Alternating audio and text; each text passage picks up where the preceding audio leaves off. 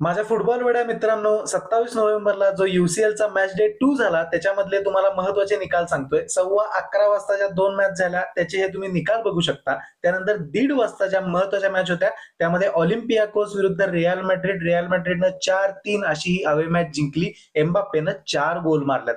Liverpool हारलेली आहे अँफिल्डवर 1-4 अशी PSV कडून. त्यानंतर ज्या हाय व्होल्टेज मॅच होत्या, त्याच्यामध्ये ॲटलेटिको 2-1 इंटर अशी ॲटलेटिकोनं जिंकली.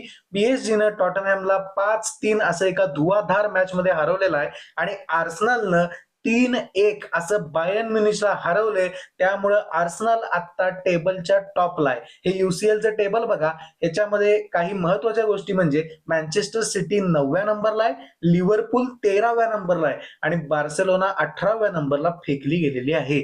परंतु हे लक्षात घ्या, मागच्या वर्षी PSG टॉप 8 न गाठता सुद्धा UEFA चॅम्पियन्स लीग जिंकलेली होती. त्यामुळे आता काय होते मॅच डे 6च्या नंतर हे बघायचं आहे.